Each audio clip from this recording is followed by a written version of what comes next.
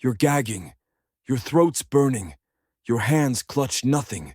Your feet convulse in midair. Blackness falls. And then, at a jerky snap, you fall. You fall to the ground, not dead, not alive. You're neither one nor the other. But before you can draw your first breath, they drag you back onto your feet. That is half-hanging, a brutality of torture used not to take lives, but to destroy minds. It was not vengeance. It was not even justice. It was a matter of fear. Fear as an instrument. Fear as a control weapon. Let us go back to 1803. Back to Dublin's damp cells. Ireland was under British rule, and revolt was brewing in the shadows. After the Robert Emmet Rising debacle, British authorities were eager to snuff out opposition, and when they were unable to gather sufficient evidence, they turned to torture. And this is where Anne Devlin enters the picture. Anne was no rebel. She was unarmed. She was a 25-year-old housemaid, but she adored Emmet, and because of that, she was deadly. The British invaded her house. They didn't knock. They ordered names, data, anything. Anne refused to say anything, so then they punished her. They put a noose around her neck.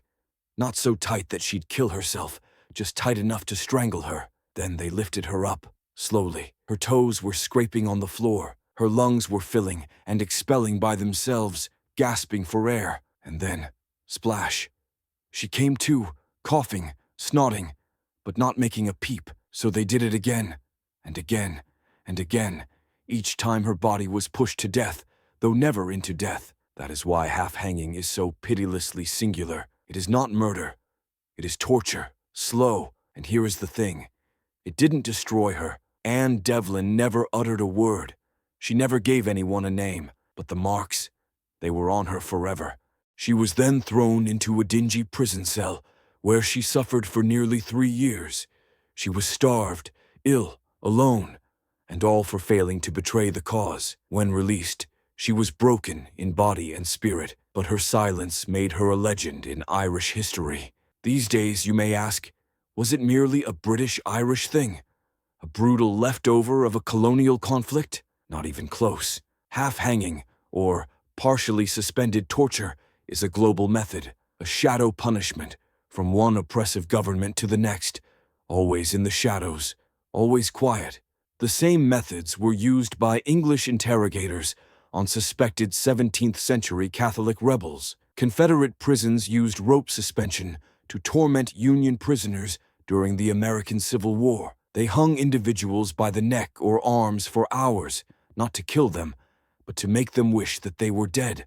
Nazi Germany took it to the next level. In the concentration camps, SS officers used strappado and half-hanging to shatter the prisoner's will. They tied hands behind the back, swung the rope over a ceiling hook, and pulled, dislocating, strangling, and downright torture. They'd spare their lives, just to start all over again in the morning. Half-hanging psychology. It keeps the victim alive so the agony can be repeated. Even in the 21st century, charges of using this tactic made headlines in CIA black prisons and war zones such as Iraq and Syria. Abu Ghraib and Guantanamo torture scandals include similar techniques, where detainees are tied, suspended, and left fighting for air. It's a shadow torture, because the bruises don't always appear. A broken neck can mend. But fear, that lasts. Let's say you're being hoisted up off the ground by the throat, windpipe squeezed shut, blood thudding in your ears, heart pounding as if it will explode. And then, when you think it's finished, they let it go. You fall, but your mind does not.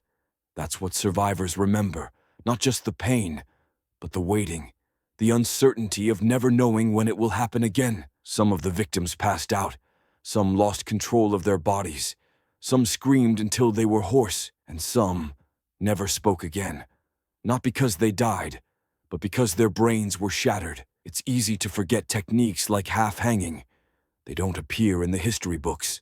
They're not depicted in pictures. They're exhaled softly, pushed into the footnotes of history, but they are important. They show us the history of cruelty, not just to kill, but to control. Half-hanging wasn't justice.